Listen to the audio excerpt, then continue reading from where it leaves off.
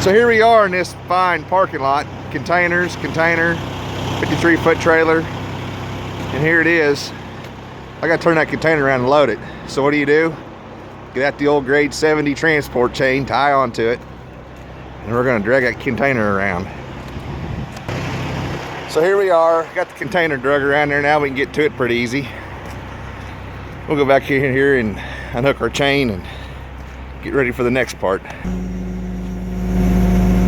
So here we are, we got ourselves backed up to the container. Notice I'm a little bit offset there on the container. Did that for a reason. Put our winch neutral. We'll grab the bridle, and we'll drag this thing down the trailer down here to the can.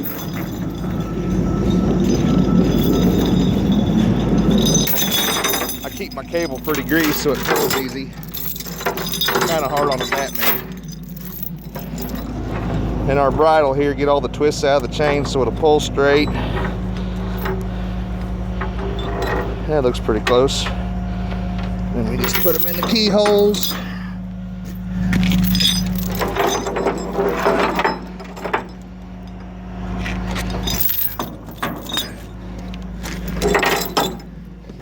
Walk back up the trailer, put the winch in gear.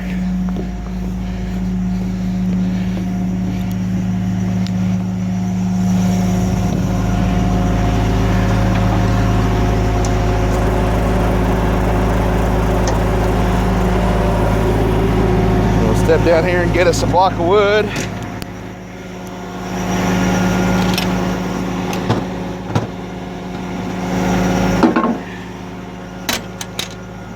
Grab our block of wood and we'll walk back here to the container.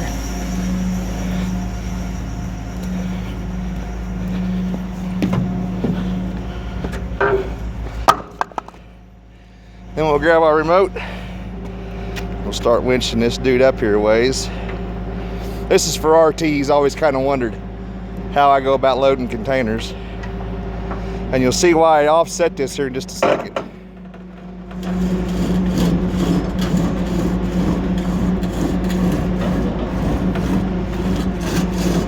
Pull it up to there where it'll get caught on that bridle. Pick it up, kick our board under it, let it back down. Winch it on there, pick the bed back up, pull our block out,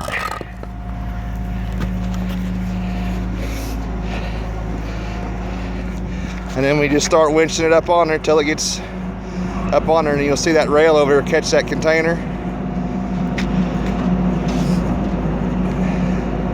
Sometimes you get lucky, you get it like this, and then you just let the bed back down, and the container will go ahead and get on the trailer without it having to re-block it. So it saves a little time. Plus I'm fat and don't like to bend over. So we'll walk back up here and we'll put our block away.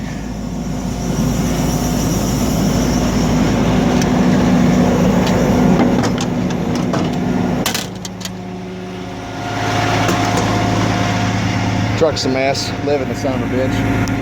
Put our bed down since we're on kind of a hill. And we'll leave that tailboard to where it'll drag.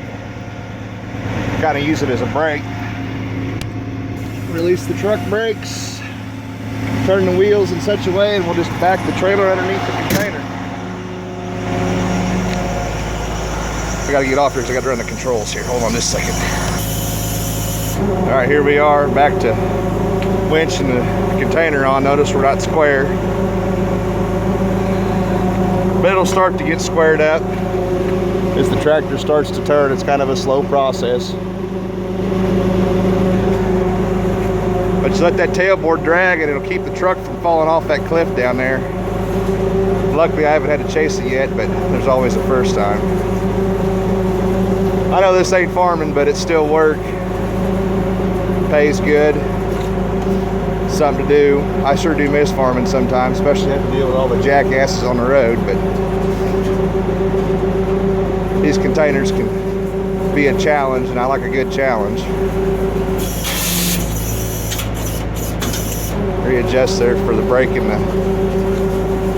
concrete.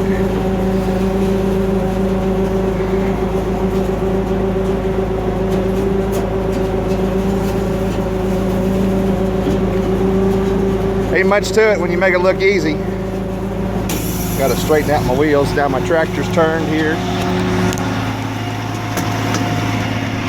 Straighten them back out. Not quite straight. A little geometry goes into doing this. But since the axles are slid up on the trailer, and with the truck turned like it is, the truck will continue to turn underneath the trailer. So then it will just kind of work itself right up underneath the container. This right here is what separates you from the guys that have to be squared to them to the guys that can load them any way that they are. There's only a few times I haven't been able to get a can out. That's because there's shit piled around it or something piled to where I can't get it out. But a lot of times you can move the can around and go ahead and get it loaded.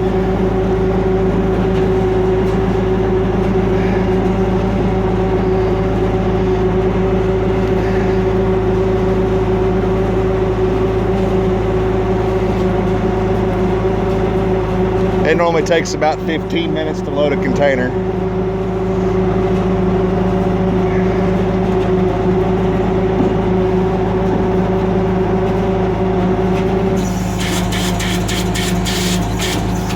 Kind of got to watch the way your bed's flexing and all that, so you know how much pressure you get on the ground so you don't tear up the parking lot, but at the same time still use it as kind of a brake, because like I said, this so much will take off down the hill pretty easy. A little common sense on this goes a long ways. And we're about getting lined up with that can with the trailer. And we're good about right there. So we'll go back up here and we'll set our truck brakes.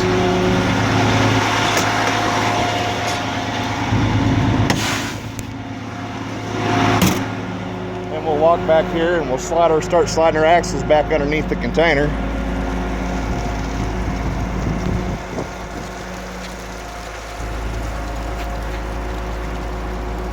You can see the gaps closing.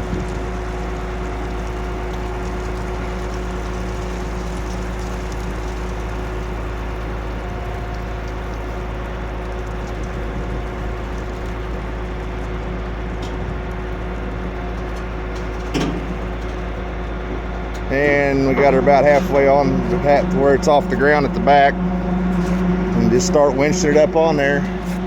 And as you winch, you want to let your bed down so that the cable and everything's in line going over that roller up front there.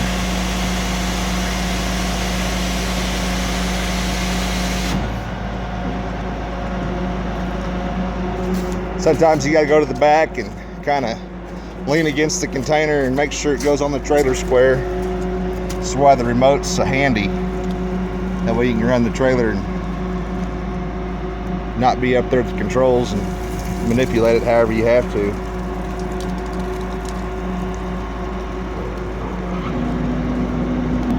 As you can see there, the deal's not going to line up square, so we'll just lean against it a little bit, maybe a little harder than normal, but it'll slide over, line up,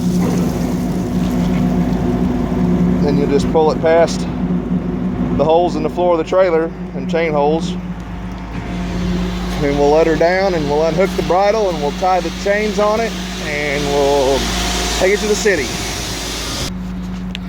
So there's how you chain the back of it. Just drop the chain through the keyhole, let it wrap around. That way it kind of ties it onto the trailer in such a way that it's more like a container lock.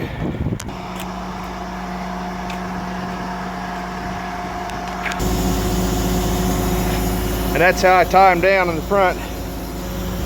Landoll makes a nice deal where they cut the holes out for the chains to slip into. It makes it pretty handy. And there it is on the trailer, ready to go back to the city.